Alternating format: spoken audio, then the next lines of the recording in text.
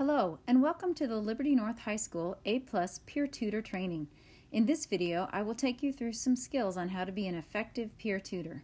Before we begin, make sure you have the note-taking guide that goes along with this training video. You can get that from one of the teacher supervisors of the Flex Hour where you are tutoring. The first thing I want you to think about is what makes a good teacher. Now, you have had a lot of experience in school. So here are some things to think about to help you get to those characteristics. Think about a favorite teacher from the past. It could be a high school teacher, a middle school teacher, an elementary teacher. Think about that person. Think about your favorite subjects, classes that you've been in with subjects that you've really liked. You can also think about a project you've done, perhaps the teachers that have led you through them. What were the characteristics that those teachers had that made you feel that they were a good teacher for you? Did they ask good questions? Did they make you think? Were they nice? Did they have supplies in their rooms? Were they knowledgeable about their subject? Were they polite or funny?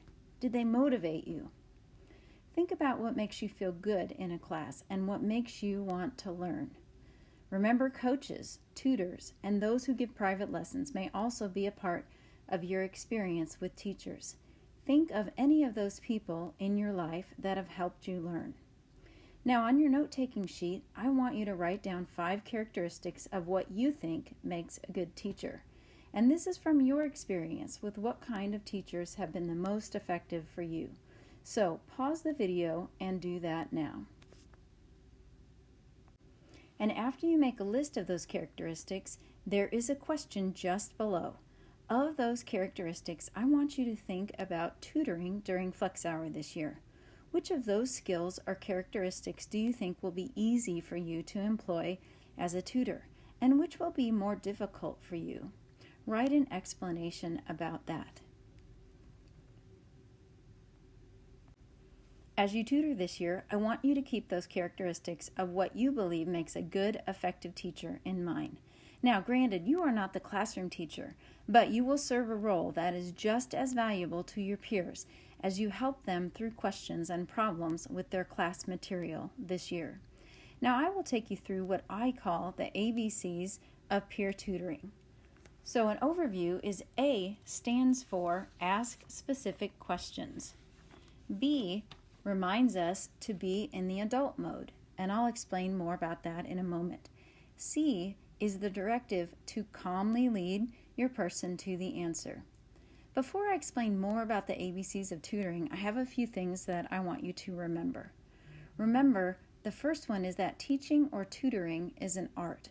There are skills that you can use and characteristics you can develop that will help you be an effective tutor, and the more that you tutor, the better you will become. Also, tutoring will help you learn the class material better. There is a saying that teaching, or in this case tutoring, is to learn twice. As you assist your peers with math problems or a chemistry assignment or writing a paragraph, you yourself will become more skilled and clear-minded with this material. Tutoring will help you feel good about yourself and as you help others. As humans, that is something that just happens when we put ourselves out there. And then finally, keep in mind that teachers and tutors don't know all the answers. If you're asked a question that you're not sure about, just do your best and remember you can call in another tutor or a teacher to help. You can also let the student you are working with know that you're not sure, and sometimes that's a good opportunity to just figure out something together.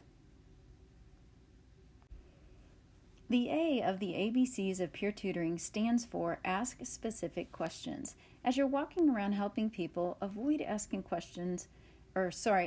question, do you have any questions? Because usually to get the most out of each of us, we need a more specific prompt. So try asking, what number are you working on? What concept? What part are you working on? Or you can go more broad. What's your topic? What's the class? What's the assignment? Ask specific questions, and that will get the conversation moving. Take a minute on your note-taking sheet to write down the A of the ABCs of peer tutoring. Think about when you could use the strategy of asking specific questions. Pause the video and do this now. In the ABCs of peer tutoring, the B stands for a certain type of communication strategy called being in the adult mode. There is a communication model that utilizes three modes. What we call the child mode, the parent mode, and the adult mode. I'm not going to go into a long explanation of the child mode and the parent mode, except to say that these modes can be used to describe a person's behavior and disposition at any age. So a person of any age functioning in the child mode would be displaying behaviors and have a disposition of a typical child, being self-centered, perhaps demanding, not necessarily thinking logically, or acting rationally. What we're going to focus on, however, is the adult mode. And if you think of a stoplight, like you see in the video, the adult mode is what I consider the green go mode. This will be a place where, if you communicate in the adult mode, you will be most effective with your peers in the capacity of trying to help them and tutor them. Here are the characteristics to have when you are communicating in what we call the adult mode. In general, you will be in a rational and reasonable frame of mind.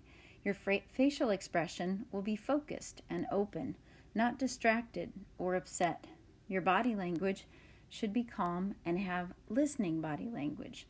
That means having an open posture. So if you're standing or sitting next to a student and you're trying to help them, make sure your arms are not crossed. If they are crossed, then consciously uncross them. Someone with crossed arms is communicating to the person that they are with that I'm closed off to you, even if you may just be cold. So unfold those arms, lay them to the side, and then in general be calm and let just the student ask their questions. When you respond with your voice, be calm, direct, and confident. That doesn't mean that you always have to know the answer. You can be confident in saying, I don't remember that. Let's look back at an example, or let's look at your notes. And then the language that you want to use is one that communicates an understanding of where they are. Not necessarily what they are working on, although hopefully you would be knowledgeable about that, but just that you're listening and understanding their question. And the point of admit, that just means be honest with the student what you know and remember. And if you don't know or remember, just say that, and then just continue with asking questions, helping the person work through whatever they're working on, and hopefully lead them to the answer if possible. So to highlight the adult mode characteristics for you, if you are functioning in the adult mode, think about your general disposition. You will be thinking logically, rationally, not joking around too much. Think about your facial expression, your body language, your voice, and your words. There are some common things in our society that you want to try to avoid. One of them is masking rudeness with humor. It's very socially acceptable to make jokes that are really mean or rude and do it, covering up saying I was just joking. So avoid that in your tutoring situation. Also, remain calm. Just realize that there might be some frustration with the person if they're really stuck on something. And then know when to walk away and to get some extra help if need be. Pause your video and then answer the next question on your note-taking guide. In your words, what does the B stand for in the ABCs of peer tutoring? And then describe what you believe will be the easiest and the most difficult part of being in this communication mode when you tutor. The C of the ABCs of peer tutoring is to calmly lead your person to the answer. Ask questions of them and try not to just tell them, even if when you come to help them, you know what the answer is. It will be a better learning experience if they can discover it. Also, if you're posed with some questions like, I don't know how to do it, to help calmly lead them through it, just ask questions like, well, which part? Or what do you think you would do? And then this is my favorite, is if you had to guess what would you say? Because actually 8 or 9 times out of 10, people will guess correctly and they'll know more than they think they do. Or if someone says, I just don't get it, then just calmly ask those questions, like, tell me what you're thinking, or I don't have a clue. Again, just ask questions calmly on how to do what, which part. Here are some things to try to do as you're calmly working with your tutee. So pause after asking a question. Avoid asking yes/no questions. Don't answer your own questions, so give some wait time. Follow up an answer with why. If the person answers something and you know it's incorrect, avoid saying no or that is wrong, because even though it may be, those phrases often just shut down a line of communication. And then always you could ask the person to get paper and pencil and write things down. Pause the video now and answer the next question on your note-taking guide. What does the C stand for of the ABCs of peer tutoring? Think of 3 advantages to using this skill. What is one of the try-tos that you believe will be most helpful for you to use? That concludes the ABCs of peer tutoring. So, welcome to the Liberty North A+ peer tutoring experience. Here are some things to remember. Be on time every day to your tutoring assignment.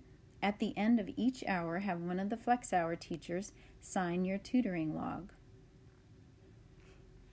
Be sure to communicate, okay? If you will be absent, if you have any issues, if there's any changes in your schedule, communicate with your Flex Hour teacher supervisor. Walk the line of peer and tutor. So you will be friends with a lot of the people that you're helping, and that's great. But also remember that you're there to help them with any other questions that they have that you can. And then finally, right in the middle there, realize that you are an essential part of Flex Hour and we value you. So be sure to sign and date this A+ tutoring agreement at the end of your note-taking guide, and then give it to one of the teachers supervising your Flex Hour tutoring. I hope you have a wonderful year. Good luck, and go A+ Eagles.